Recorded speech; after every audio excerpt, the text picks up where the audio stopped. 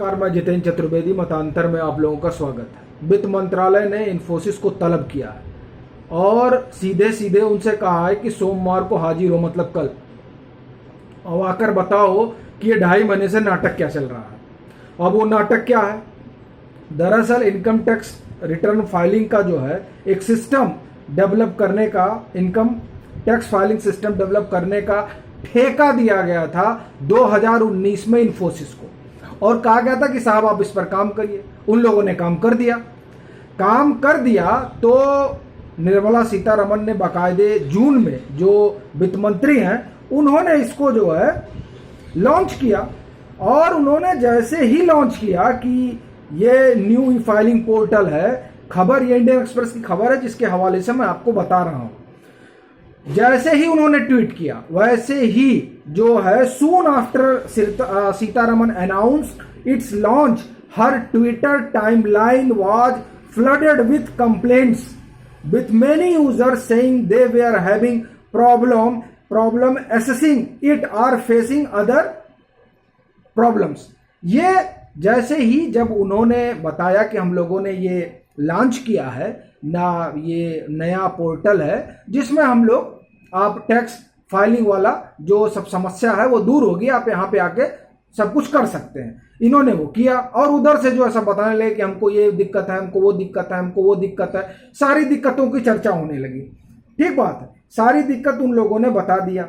इसके बाद में जब ये सारी दिक्कतें होने लगी और वहां लोग कहने लगे, तब Infosys I see in my TL the next morning Sitharaman tweeted about this problem. The much awarded e-filing portal 2.0 was launched last night. I see in my TL grievance and problems. Hopes Infosys Nandan Ninkadi will let down our taxpayers in the quality of the service being provided। मतलब जब complain आई, तब जब निर्मला सीतारमण ने, वित्त मंत्री ने complain देखा तो उन्होंने इन्फोसिस और नंदन नीलकणी को टैग किया ट्विटर पर और कहा कि साहब इतनी सारी हमारे पास दिक्कतें आई हैं, ये दिक्कतें दूर होनी चाहिए। नंदन नीलकणी ने रीट्वीट किया, मतलब माफ करिए, ट्वीट का जवाब दिया और उन्होंने कहा कि आप टेंशन मत लीजिए, सारी दिक्कतें हम दूर कर देंगे। ये बातचीत हुए 2.5 महीने हो गए और खबर यह है कि 21 अगस्त से पूरी तरह से वो डाउन चल रहा है, जो खबरें कह रही हैं। अब उसके बाद सरकार, भारत सरकार का पारा चढ़ गया कि साहब आओ अब बताओ।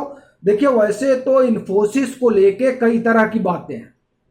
डीपी कर ने एक पत्र लिखा था अभी कुछ दिन पहले, पी गुरूज ने उस पर एक लंबी स्टोरी की थी और वो स्टोरी जो है, वो स्टोरी यही सब जो उन्होंने कई तरह के पोर्टल डेवलप किए हैं फिनांस मिनिस्ट्री के लिए, उन सब से जुड़ा हुआ है और उसी को लेकर कई तरह के आरोप उस पत्र में लगाए गए।